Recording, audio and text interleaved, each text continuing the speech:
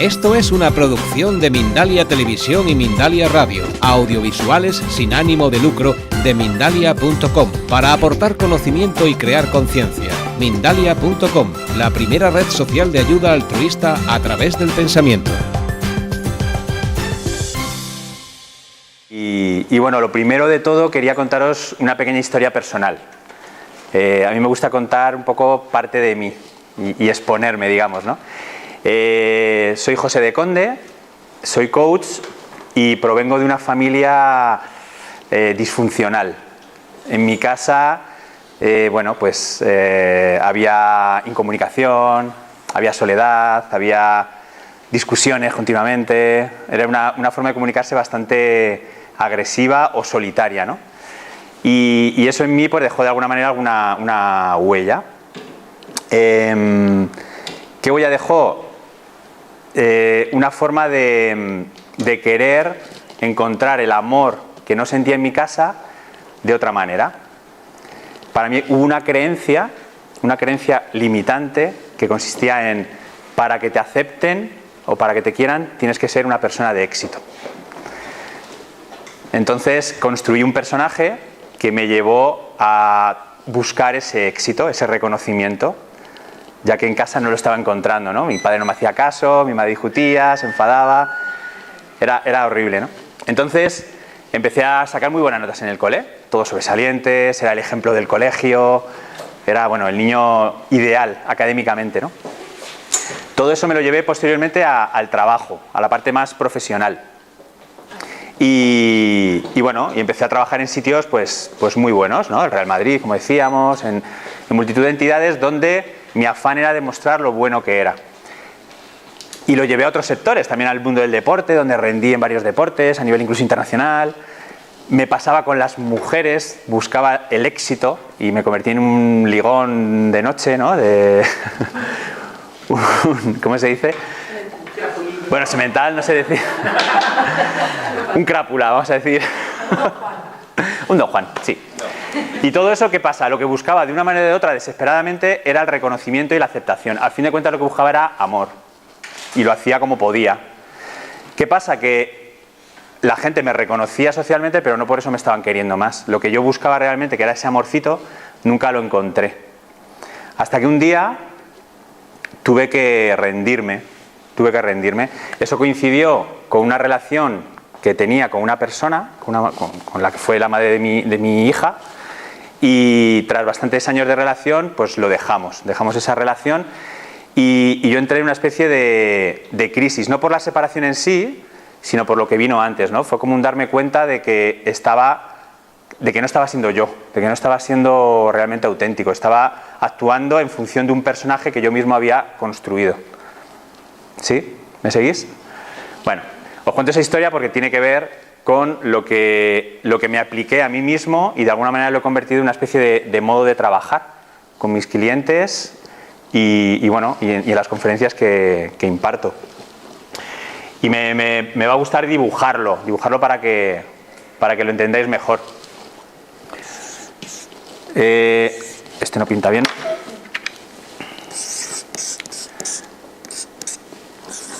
Por decirlo así,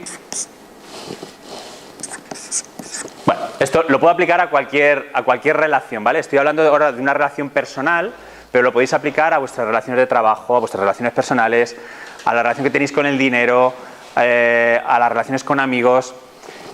Yo partía de una relación en la que estaba gobernada, o sea, nuestra vida, por eso pongo una corona. La relación estaba gobernada por un rey, que yo llamo Su Alteza Real el Miedo. Su Alteza Real el Miedo.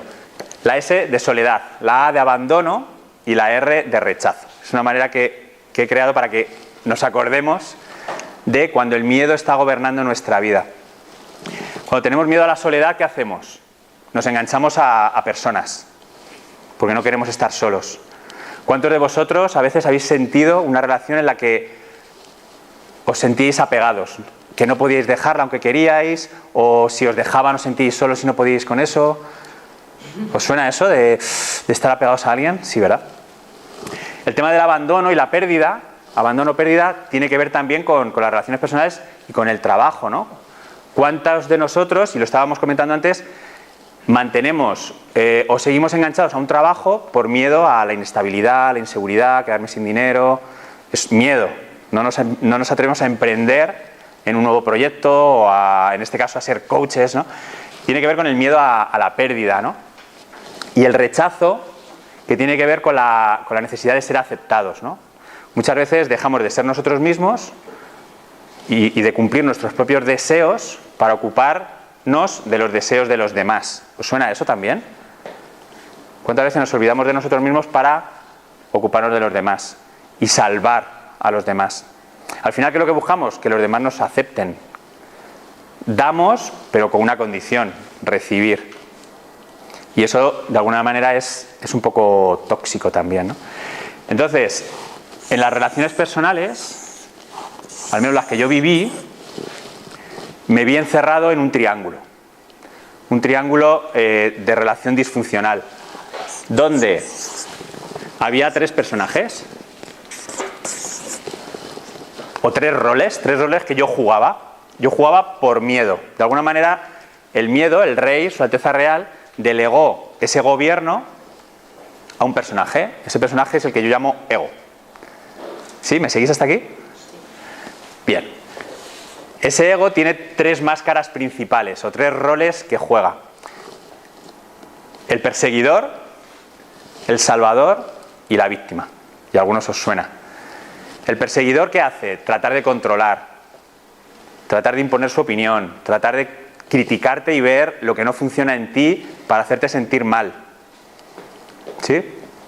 ¿A qué recurre? A la ira. Es la típica persona que está siempre enfadado contigo, que siempre está resentido, cabreado, echándote la culpa de las cosas. ¿Os suena eso, no? ¿Qué es lo que necesita? ¿Qué es lo que busca? Busca el control. Busca controlar la situación. Tenemos también al Salvador. El Salvador es el que hemos mencionado antes. Esa persona que se olvida de sí para ayudar a los demás. Lo que busca es aceptación. Y para ello recurre al sacrificio, a la culpa. ¿Sí? Es la persona que dice: con lo que yo he hecho por ti, qué poco me lo agradeces ahora, ¿no? Y la víctima sería el tercer rol, que es el que se queja. El que se queja continuamente. El que dice: todo me pasa a mí, la crisis tiene la culpa de todo lo que me pasa, todos los demás son malos, ¿no? Ese tipo de reacciones que también conocéis bien. ¿El primero cuál era? Perseguidor. Perseguidor, salvador y víctima. Entonces, en esos roles, seguro que os sentís identificados, os habéis sentido identificados alguna vez, ¿no? Todos nos hemos visto inmersos en este triángulo. Cuando uno detecta que está dentro, ¿qué hay que hacer? Salir. No es fácil. Lo primero para ello es ser consciente de que estoy jugando esos roles. ¿Qué pasa? Que cuando uno juega el papel de víctima, es fácil pasar al de perseguidor, por ejemplo, o al de salvador. O sea, en este triángulo pasamos de rol a rol continuamente. Y es muy fácil detectarlo. La víctima primero se queja, pero esta víctima se puede convertir en un perseguidor, odiando a todo el mundo, porque como el mundo es injusto, yo le voy a odiar, ¿no? Entonces, lo que hemos dicho, lo que yo en su momento decidí hacer es salir de ahí. En un momento de crisis, vamos a decir, rompí con muchas cosas. De hecho, sigo en ese proceso de romper con muchas cosas. Dejé una relación de muchos años, me había olvidado de mí mismo y mi cuerpo engordó, fruto de no quererme a mí mismo. Y en esa crisis recuperé los 25 kilos que había ganado. O sea, de repente perdí 25 kilos. Dejé el trabajo en el que estaba, paralelamente me formé como coach. O sea, fue como un desprenderme de muchas cosas, ¿no? Perder cosas. Y eso me llevó a entrar de ese triángulo, entré en un desierto.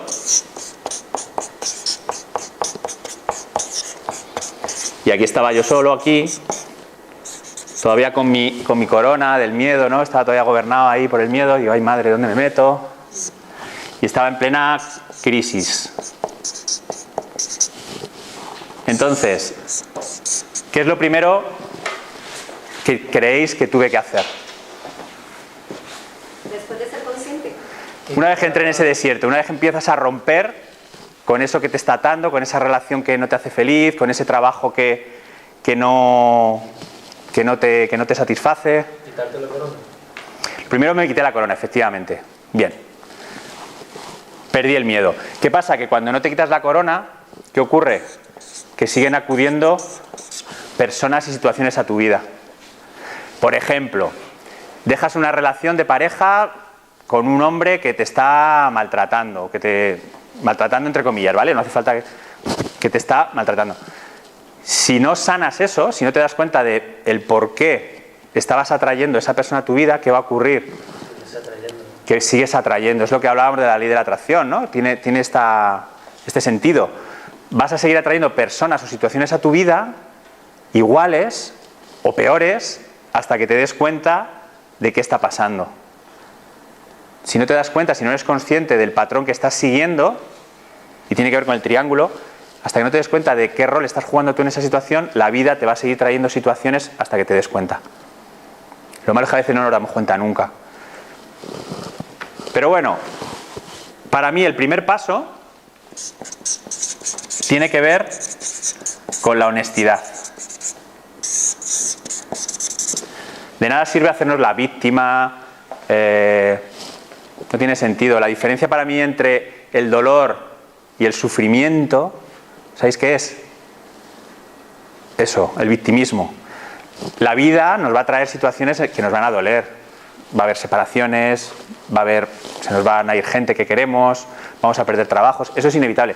Pero en la medida en que nosotros trabajemos con ese dolor, se convertirá en más o menos sufrimiento. Depende del mayor o menor victimismo que tengamos ante esa situación. Se trata de coger las riendas, ser responsables. Para mí parte de esa responsabilidad tiene que ver con la honestidad.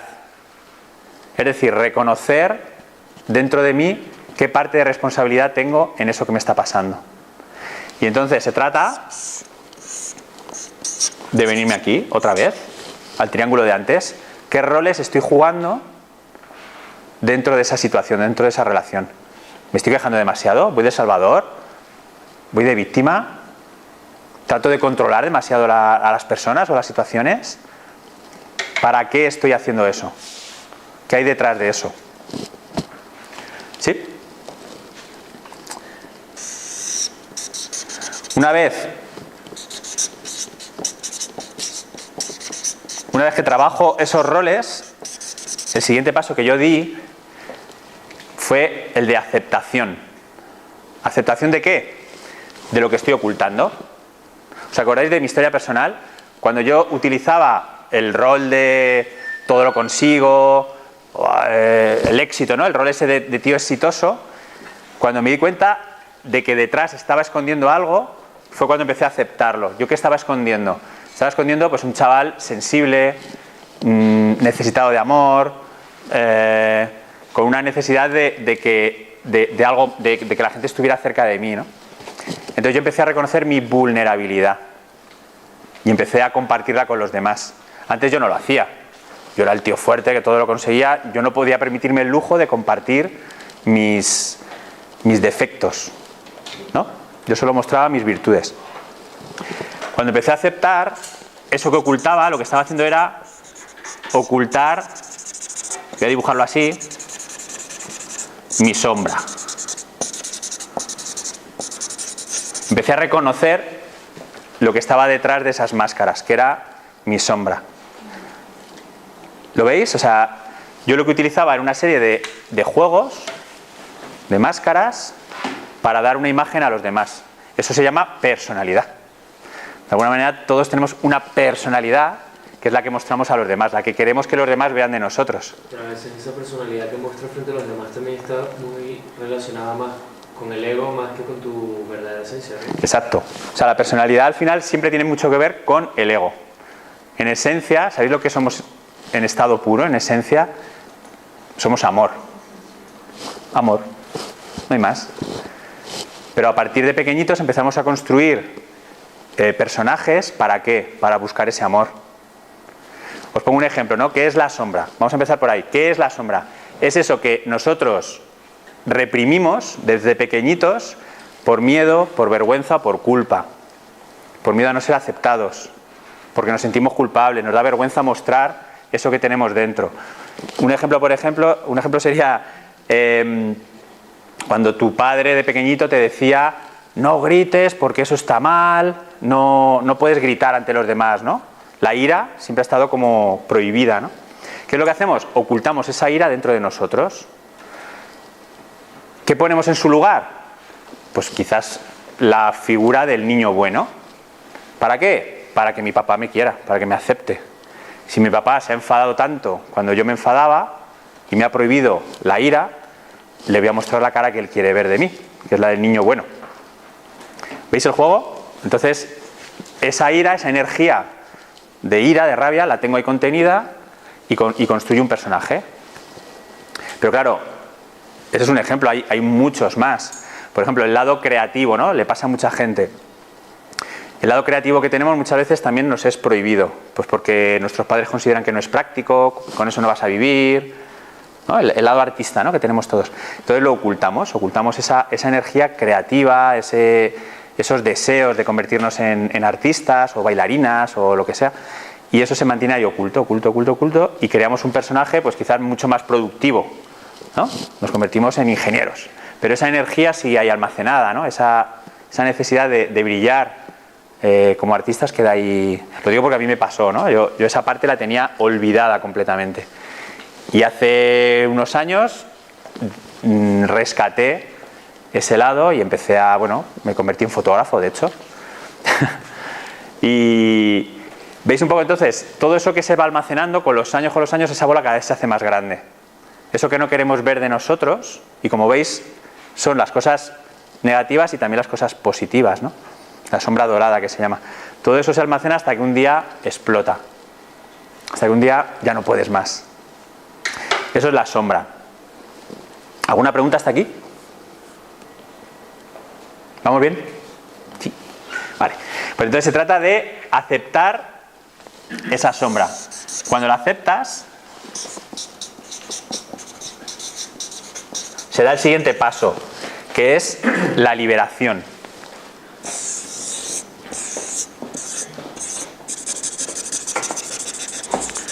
¿Qué quiere decir esa liberación? Y aquí viene la parte interesante de todo esto. Estamos acostumbrados a ver las cosas como buenas o malas, ¿no? O te comportas bien o te comportas mal. Lo que no hemos aceptado es que dentro de nosotros está la parte, el bien, y está el mal. O sea, somos uno. Y que nos hemos acostumbrado a que esa parte negativa la hemos rechazado. ¿Qué estamos haciendo? Estamos rechazando la mitad de nuestro ser. Estamos rechazando mucho de lo que somos. En la medida en que nosotros abracemos esa sombra, la aceptemos como parte de nosotros, nos convertiremos en seres más íntegros. Por ejemplo, yo ahora tengo una niña tiene 6 años, mi hija, ¿no? Y yo estoy muy acostumbrado a los padres que fuerzan, pero fuerzan hasta pegarles, a ser generosos. Tienes que compartir, pero dale chuches. Y los padres se cabrean muchísimo porque no comparten los niños con los demás. Y los niños que no quieren compartir en ese momento se sienten fatal cuando les están obligando a ser generosos. Es decir, estamos obligando a nuestros hijos a ser generosos. Estamos limitando, estamos castigando, penalizando el que es el lado egoísta, o sea, el pensar en mí mismo. Fijaos eso luego si lo llevamos a la adultez, ¿no? No puedes pensar en ti mismo, está mal ser egoísta. ¿No suena eso de pensar en uno? Parece que es malo, ¿no? Que es negativo. Pues todo eso se aprende con esas tonterías. Tienes que compartir. Pues no, pues lo primero soy yo. Y de hecho yo se lo digo a mi hija, digo, ¿tú quieres darle algo? Y dice, no, pues no le des. Pues claro, cuando te apetezca ya lo harás. Y de hecho mi hija es muy generosa, pero cuando ella quiere, no cuando yo le digo, ¿no? O cuando los demás le obligamos. Entonces, en la medida que aceptemos esas energías, eso que está dentro de nosotros, por ejemplo, la envidia, por ejemplo, la ira, la rabia, ¿por qué nos castigamos a nosotros mismos cuando sentimos cosas que nos parecen feas? Si forma parte de nosotros. forma parte de nosotros, esa dualidad. Entonces, esa liberación nos hace trascender los opuestos, ¿no? Y oye, relaja, que te cagas. Cuando aceptas que, bueno, pues sí, pues soy así, ¿qué pasa? Pues me he enfadado, pues perdí el control, lo acepto, forma parte de mí. Lo que voy a hacer es mirarme. Vale, voy a ser responsable de lo que ha pasado, pero lo acepto, forma parte de mí. Todo esto, si no lo consigues integrar, está movido por una de las energías más dolorosas, que es la culpa, ¿no? Nos sentimos culpables. Bueno, cuando has conseguido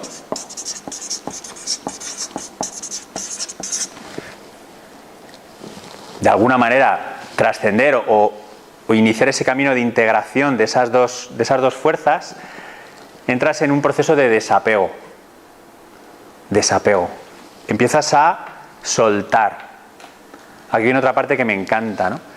Tratamos de controlar demasiado la vida. Nos creemos que somos dueños de nuestra vida. Y nos han dicho que somos los principales constructores de nuestra vida. Y yo no opino lo mismo. Yo opino que la vida tiene un plan. No es un destino, no es que tú vas a ser esto y sí o sí. Simplemente la vida te está trayendo cosas a tu vida, para que tú crezcas, para que tú aprendas. Pero tenemos la manía de ir contra la vida. No, yo quiero ir por aquí, yo quiero ir por aquí, yo quiero ir por aquí. Vale, pero aprende esto y ya irás para allá. No sé si me seguís. Se trata de dejar que la vida me traiga lo que me tiene que traer. Es imposible controlar mi propia vida. ¿No os ha pasado? Que queremos, es que yo quiero hacer esto y por narices tengo que hacer esto. Pues se trata de luchar, entonces luchamos y la vida no es lucha, la vida es sencilla. Entonces en este momento se trata de vivir el aquí y el ahora, de estar presente. No sé si meditáis, pero meditar es uno de mis grandes descubrimientos, ¿no? Sentarte y conectarte con el ser, de alguna manera no hacer nada, morir en ese instante. Y en ese momento empiezas a conectar con paz, con una serenidad, y de repente empiezan a venirte respuestas, te empiezan a venir claves que ni siquiera tú habías pensado. Yo, por ejemplo, estoy escribiendo un libro, ¿no? De todo esto. Y me acuerdo de un retiro de 10 días, sentado 8 horas al día. Bastante caña. Bueno, pues cuando terminé el retiro, en una de las meditaciones me vino el esquema del libro. No sé, de repente no podía parar el pensamiento y me vino algo, o no sé, algo me dijo lo que tenía que escribir. Y ese es el guión del que será mi libro, ¿no? Os pongo un ejemplo, ¿no? Es muy práctico. Un ejemplo práctico. Cuando tratas de relajarte y no forzar las cosas pasan. Y este punto es muy bonito. Vivir el aquí y el ahora. No luchar. ¿Os habéis dado cuenta de que los árboles no tratan de ser de otra manera? Simplemente son. La naturaleza es lo que es y ya está. ¿Por qué los hombres, las personas, tratamos de ser lo que no somos? ¿Por qué continuamente? ¿Sabéis por qué? Porque estamos actuando desde el miedo. Seguimos con la corona puesta. Es el ego el que nos está dirigiendo. Y buscamos progresar en un trabajo por miedo a que no nos reconozcan, por miedo a perder el reconocimiento social o la estabilidad económica, o que nuestra pareja no nos admire como cuando nos conocimos. Y así, ¿no? Seguimos enganchados a una pareja por el qué dirán, porque no quiero estar solo.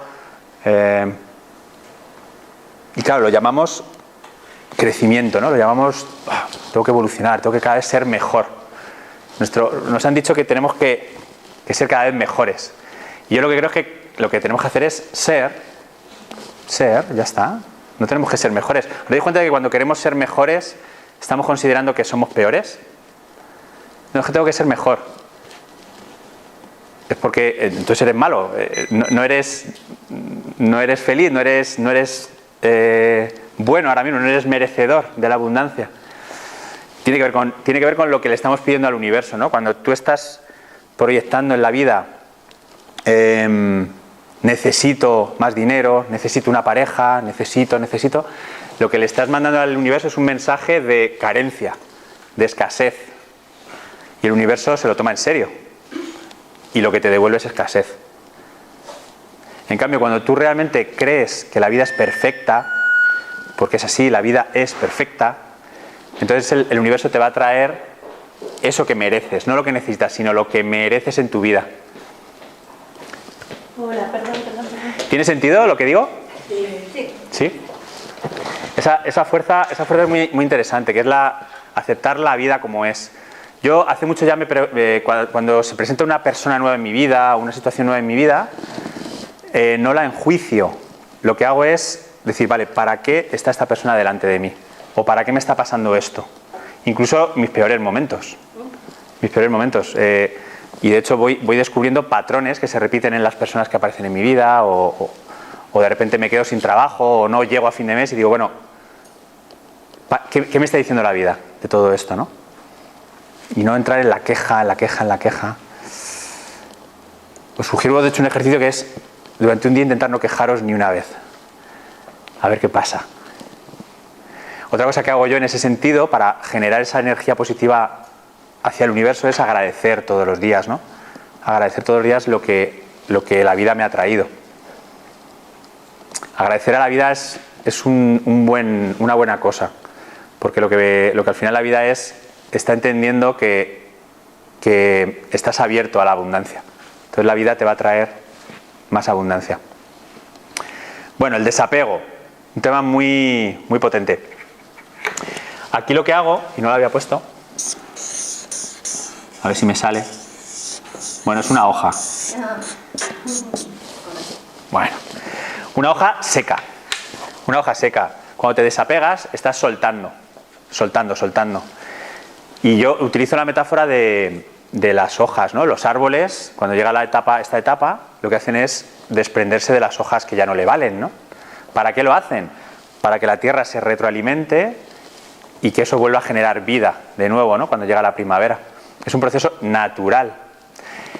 Y yo me pregunto, ¿cuántas hojas secas no habéis dejado caer todavía de vuestros árboles? ¿Cuántas cosas ya no os valen en forma de creencias, en forma de experiencias, de relaciones, de trabajos?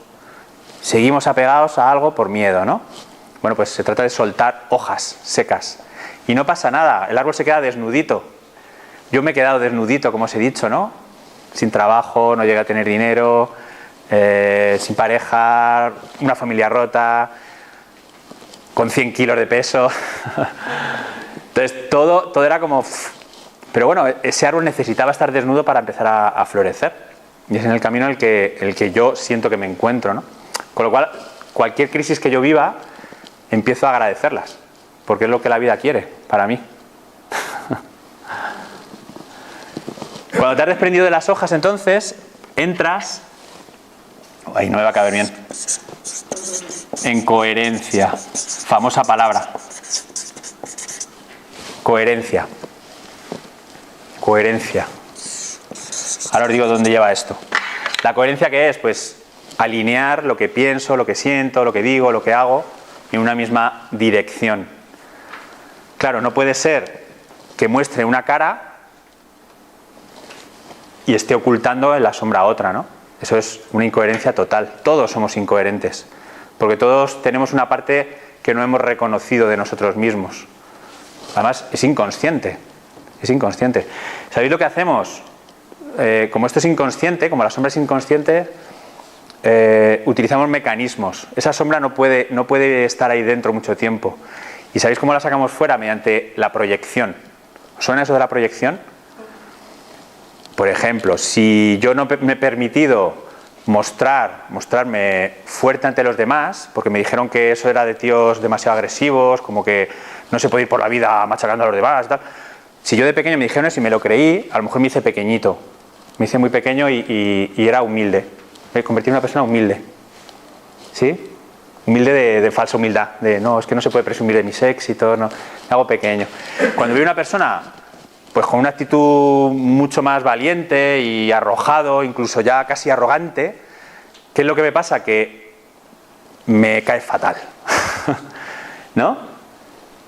Es que no le aguanto, es que odio a las personas arrogantes.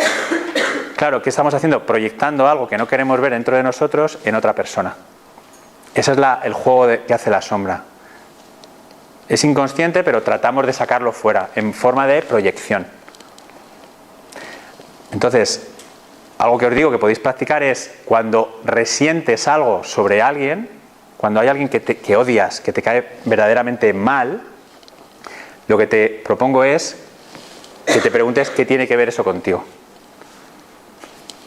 ¿Qué tiene que ver conmigo eso que tanto odio de los demás? Pasa igual con la gente que idolatramos. Cuando tú admiras muchísimo a alguien, que le idolatras, que le sigues ciegamente, ahí hay algo que también tiene que ver contigo, algo que no te estás permitiendo sacar de ti y que ves en el otro. Muchas veces nos enamoramos de alguien por esa misma razón. Vemos en esa persona algo que nos gustaría tener a nosotros y no tenemos. En el fondo sí lo tenemos, pero no nos estamos permitiendo sacarlo fuera. A veces ese juego es un poco más complicado. A veces elegimos una pareja con algo que en el fondo no nos gusta nada y queremos cambiarle. Hay parejas que su vida consiste en querer cambiar al otro. ¿Qué es lo que quieren cambiar en realidad? Algo de uno mismo, que no quieres cambiar. Entonces eliges una persona para tratar de sanarla, para tratar de cambiarla, en vez de cambiarte a ti.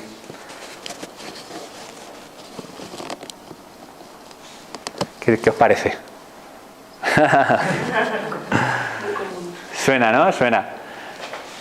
Todos lo sabemos. Lo que pasa que, bueno, a veces no reflexionamos sobre todo esto, ¿no? Bueno, y a mí, aquí, en este camino en el desierto, seguimos en el desierto, pero claro, si hemos entrado en coherencia, llegamos a un punto, a un momento, pues muy bonito. ¿Dónde creéis que llegamos dentro del desierto? Amor a ti mismo. Sí, por ahí va la cosa. A un oasis, eso es. Yo tengo que aprender a dibujar, os digo, ya os he dicho que lo mío no era dibujar, sino la fotografía. Bueno, este es un oasis. Madre mía. Y en ese oasis, ¿qué es lo que encontramos? Agua. Encontramos agua. Encontramos agua pura. Agua pura y agua llena de amor.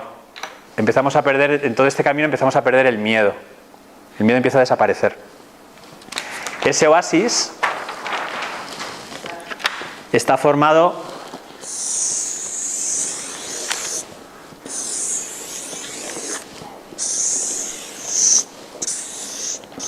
más o menos. Está formado por estos tres, por este diagrama, digamos, ¿no? O sea, claro, todo lo anterior ya, si ya has conseguido el desapego y el soltar y hostia, estás en un punto muy bueno. Estás limpio para ver otras cosas. Estás limpio para ver lo que amo. Aquí os llevo a la parte más práctica, ¿no? Es decir, si cuando tú has llegado a tu oasis, ese oasis, digamos que está lleno de ese amor. El amor en oposición al miedo. O sea, el amor es lo contrario del miedo. Entonces, de ahí son las preguntas que debemos hacernos. ¿Qué es lo que verdaderamente amo? ¿Qué es lo que verdaderamente me encanta hacer? ¿Qué es lo que me apasiona en el mundo, en la vida? Esa es una pregunta que yo me hago, ¿no? Otra pregunta a hacerse tiene que ver con los talentos. ¿Qué se me da bien? ¿Cuáles son mis habilidades, mis capacidades? Y el tercer círculo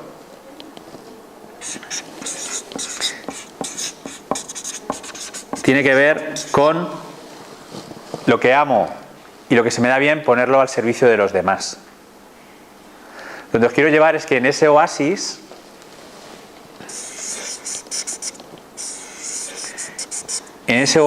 debes conectar con tu esencia, con tu verdadero ser. Para mí el propósito en la vida tiene que ver con conectar con lo mejor de ti y ponerlo al servicio de los demás. Creo que para eso hemos venido. No sé si estoy de acuerdo. Sí. Bien. Bueno, yo he puesto ese punto G, que hoy precisamente escribía un post en mi blog, y lo llamaba así, ¿no? El punto G en el desarrollo personal. Una broma mía. Para mí en este punto es el punto G de genuino. Punto G de genuino. Cuando realmente has hecho todo este proceso que os digo, llegas a para mí es como el estado máximo, es la autenticidad. O sea, es convertirte en alguien genuino. Ese es el camino que yo he querido emprender. Y genuino es una palabra que me encanta, es muy bonita. Viene del latín genuinus, y genuinus, cuando lo investigué, era la voz que el padre decía en la Roma antigua para reconocer a su hijo legítimo. Es decir, genuinus implica reconocer a tu hijo legítimo, reconocerte a ti, reconocer todo tu ser. Por eso tiene sentido todo lo que os he dicho antes.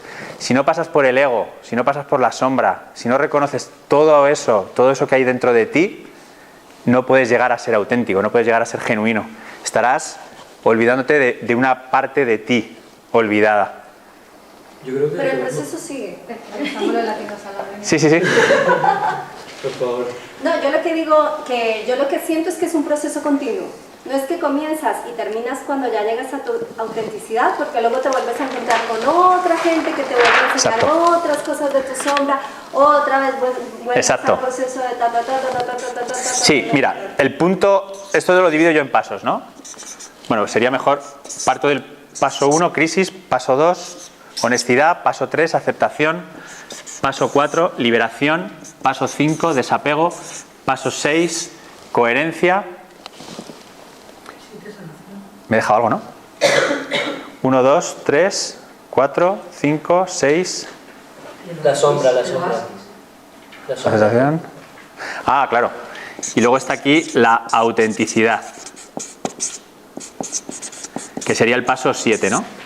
Que es donde nos hemos metido. Después de esta autenticidad, efectivamente, el círculo continúa. Y volvemos a pasar por un proceso de crisis. O sea, uno no inicia... Yo ahora, cuando me separé de mi pareja, entré en un desierto.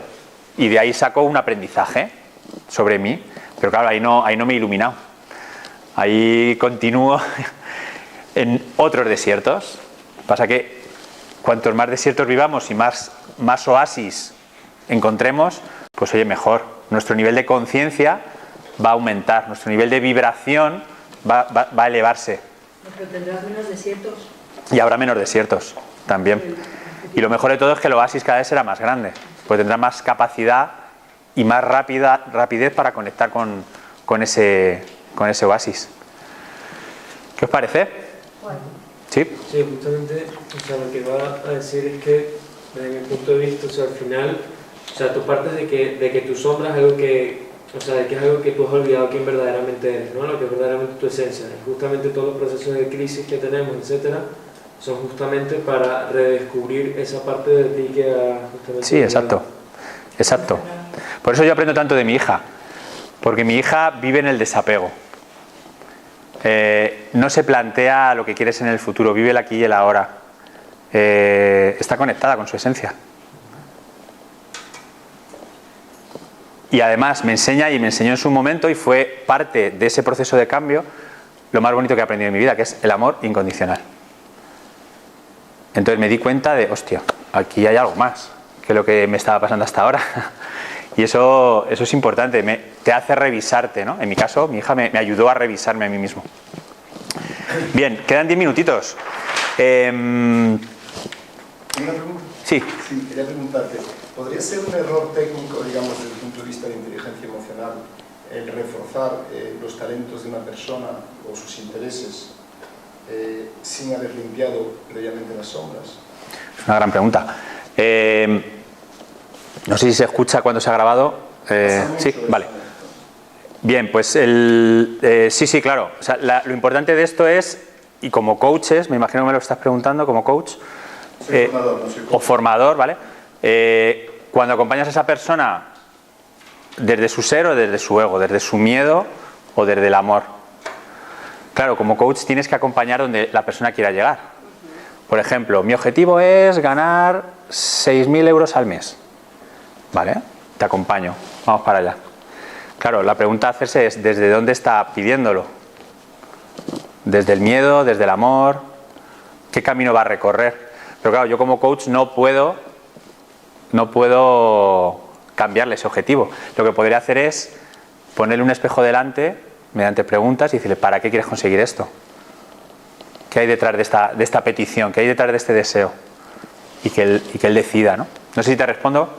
Sí, bueno, o sea, quieres saber si realmente, si parte desde un problema, ¿no? Si parte desde una sombra, Claro. su intuición, su deseo. Claro, lo bueno es que en el proceso de coaching, en este caso, él irá descubriendo lo que se esconde detrás, ¿no? La parte esa de la sombra y qué rol está jugando desde su ego, ¿no?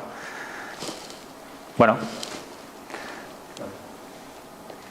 ya sabéis, en el coaching tampoco puedes enjuiciar, no puedes decidir por tu cliente, ¿no? El camino que debe seguir o como formador creo que igual, ¿no? Pero bueno, mediante preguntas, y ya ahí está tu capacidad de coach para hacerle ver realmente para qué quiere conseguir eso, ¿no? Muchos clientes míos han empezado con un objetivo y han terminado haciendo otra cosa. Con el tema, por ejemplo, de la pérdida de peso, ¿no? Yo he tenido clientes como algo muy visual, ¿no? Quiero perder 20 kilos. Vale. Lo que luego han descubierto es que lo que se escondía detrás de eso no era un peso en sí, sino era una falta de autoestima o una necesidad de reconocimiento. Y cuando se han relajado, cuando han conectado con otra parte de su ser, el peso ya ha pasado a ser secundario. O han querido perder peso, pero con otra motivación o con otro trabajo previo. Las sombras suelen ser en general, digamos, roles que por consecuencia de emociones mal interpretadas. Bueno, emociones no reconocidas. Pero no reconocidas. No reconocidas. Te pongo un ejemplo, ¿no? De hecho, cuando se habla de las sombras se habla de dos tipos de emociones, la auténtica y la inauténtica. Os lo he dicho un poco antes, cuando tú te enfadas y te lo prohíben, guardas esa ira dentro de ti. ¿Qué es lo que ocurre? Que tu nuevo personaje tiene nuevas emociones y a lo mejor ese nuevo personaje, de niña buena, como he dicho antes, lo que tiene es una emoción asociada de tristeza. Y esa persona realmente puede instalarse en la tristeza hasta llegar a una depresión. Y de repente, con los años, dice, joder, este chico pobrecito, qué triste, tiene depresión. Y lo que tiene realmente es la emoción a tratar, no es la tristeza. La emoción a tratar es la gestión de su ira oculta. Un poco eso, ¿no? O sea, entonces, conectar con qué emoción está asociada al rol que estoy jugando es importante. También, como has dicho antes, hay muchos patrones adquiridos que son totalmente inconscientes. Entonces, creo que es muy bueno traer todo eso a tu parte consciente para poder trabajar tu sombra. Sí, exacto. Si no hay conciencia, pues no puedes ni los patrones ni nada de lo que estamos hablando. Exacto. Esa es la llave. Eso es la llave. Además, la metáfora de la llave me gusta, ¿no? Ya he hablado de ella muchas veces. Y hago la pregunta esta, ¿no? Si a vosotros se os cae la llave saliendo, por ejemplo, volvéis de marcha, ¿no? Volvéis a casa y cuando abrís la puerta se os cae, ¿no? Se os cae la llave.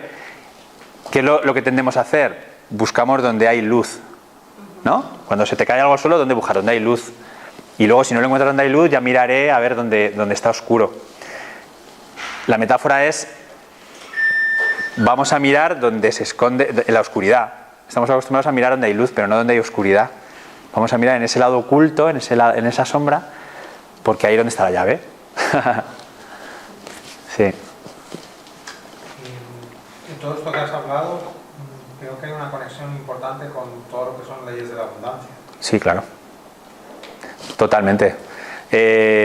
Al final, bueno, yo aquí mezclo aspectos que tienen que ver con la gestión emocional, pero también con las leyes del universo, ¿no? Yo leyendo ciertos libros pues he aprendido a tratar de vibrar en la abundancia. Para mí la máxima es decidir, porque creo que es una decisión, que soy amor y ya soy abundante. Y si ahora mismo no tengo lo que creo que necesito, es porque la vida todavía no quiere que lo tenga. Si yo estoy en un estado de miedo y de ansiedad por tener algo, lo que estoy generando es esa carencia, no estoy vibrando en conexión con la vida. La vida lo que me trae es esto para que aprenda algo. Y la abundancia tiene que ver con eso, con creer que ya eres abundante. Vuelvo a utilizar ejemplos de la naturaleza. La naturaleza es abundante. ¿No? No se plantea un prado si tiene más hierba o menos. La naturaleza ya sabe que es abundante. Un animal ya sabe que es abundante. No echa de menos nada en sí mismo. Y la vida le trae lo que tiene que traerle, ¿no? Para aprender. Para mí eso es la abundancia, en estado, en esencia, ¿no? Y tiene que ver con la aceptación. Si tú te aceptas tal como eres y aceptas la vida como es, ya eres abundante, ¿no? ¿Y para qué estoy pidiendo a la vida más, ¿no? ¿Para qué quiero tener mucho dinero? ¿Para qué?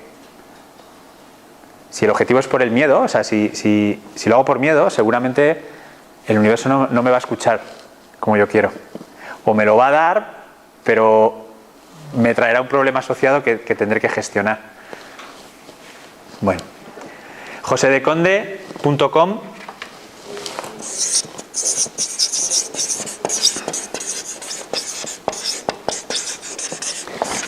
/genuine.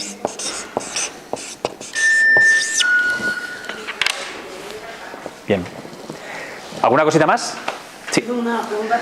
Cuando das con personas que son menos claras por dentro, ¿no? En su forma de razonar, no encuentran a lo mejor respuestas tan fácilmente. He encontrado personas que encuentran antes la respuesta, ¿no? ¿Qué recomendación podrías dar? Cuando no encuentras sus respuestas... Sí, porque este proceso, claro, es mucho de preguntarte. Pero hay gente que es más clara que otros, ¿no? Hay gente que tarda más porque no tiene tan claro, se lía en su propio pensamiento, no sé si te has entrado. Sí. Bueno, a mí yo hay algo que sí que tengo claro, y es que cada uno tiene su ritmo. Yo puedo hacer una pregunta y esa persona quedarse como sin respuesta. Muchos de mis clientes, aunque no respondan, yo sé que algo se está removiendo por dentro. Y lo que hago es dejar que cada uno tenga su ritmo de aprendizaje. Yo no puedo, por muy claro que yo tenga esto, yo no puedo meterte eso en tu cabeza y que tú te des cuenta de cosas, ¿no? Cada uno tendrá su ritmo para aprender lo que tenga que aprender. En un proceso de coaching, yo no soy el responsable de lo que la otra persona avance en su proceso.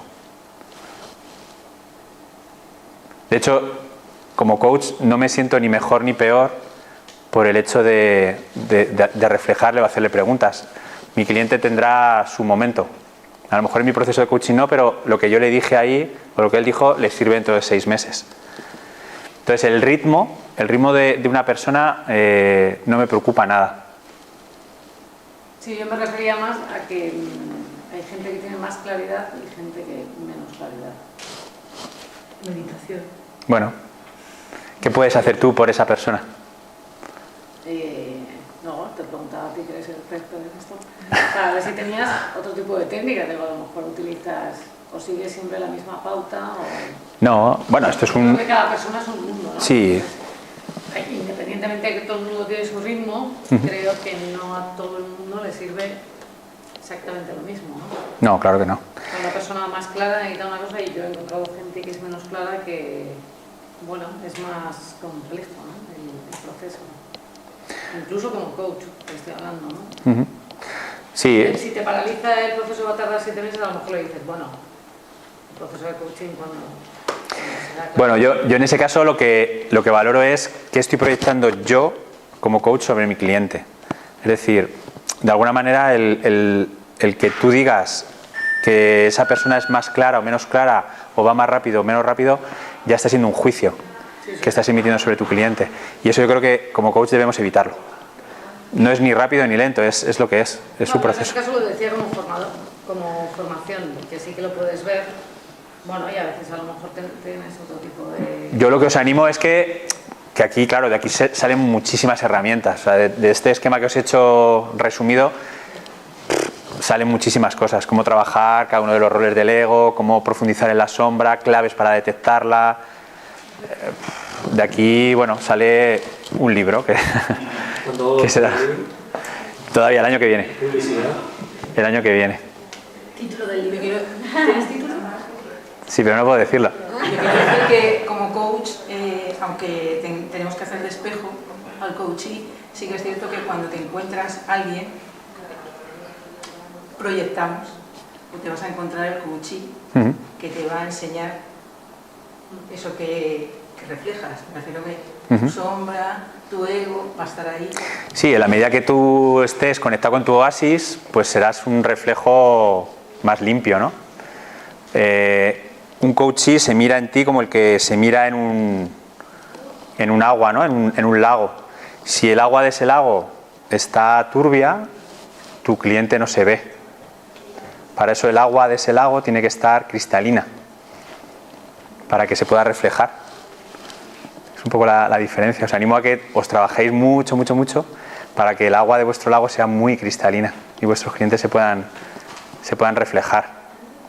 Yo tengo una duda, bueno, una curiosidad más. Yo no soy coach ni nada de eso, pero todo lo que hablas no tiene algo que ver con despertar de la conciencia, todo. Tiene que ver todo. ¿Un coach pues puede hacer esto sin el haber despertado previamente? Para mí no se puede. De todas formas, hay algo que es muy bonito y muy interesante, y es que el sanador se sana a sí mismo sanando. Es decir, yo cuando me dirijo a un cliente, de alguna manera estoy trabajando sobre mí también. Hay algo que le estoy diciendo a él que me estoy diciendo a mí. Y es verdad que siempre hay algo de proyección, porque al final no somos eso, iluminados. Siempre hay una relación de proyecciones, ¿no? Entonces, a mí me gusta pensar eso. De hecho, a mí me ocurre como coach que siempre atraigo, dependiendo de las épocas, clientes o clientas con un perfil determinado. La vida me está trayendo personas, incluidos los clientes, con un perfil determinado, para que yo aprenda algo también. Es lo bonito de dedicarse a esto, que es un proceso de crecimiento mutuo. En ese círculo que hablabas del desierto con los 7 pasos, estos, Sí. ¿está ahí, el perdón está integrado en algún momento? Fíjate, acabar de hablar de un tema que me interesa un montón. Sí, claro. De hecho, el principal perdón es hacia ti mismo. Cuando tú sientes la necesidad de perdonar a alguien, a quien dentro de ti, a quien estás perdonando, es a ti. ¿Te das cuenta? Si tú odias algo en alguien, aplicando el tema de la proyección y la sombra, es algo que estás rechazando de ti. Entonces, el perdón no lo merece el otro, sino que lo mereces tú.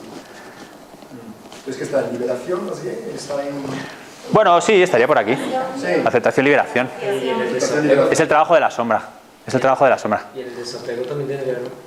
El desapego yo creo que, o sea, desde mi punto de vista y parte de mi experiencia también viene con el perdón también. Sí. A ver, esto es un proceso completo de perdón. Antes os he dicho la culpa. La culpa es, junto al miedo, son como las dos fuerzas que nos llevan hacia atrás, ¿no? Que nos impulsan a una vida de destrucción. En la medida que tú te estás perdonando, estás eliminando la culpa.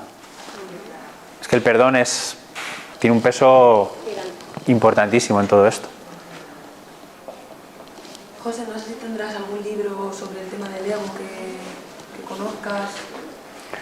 Pues, bueno, hay varios. Si queréis, os propongo que me podéis escribir, Vale. y os paso toda la información que queráis sobre estos temas que yo conozca. Os lo puedo pasar. ¿Os he dejado el mail? No. Pues, bueno, aquí ya me localizáis, pero el mail es fácil. josedeconde@josedeconde.com.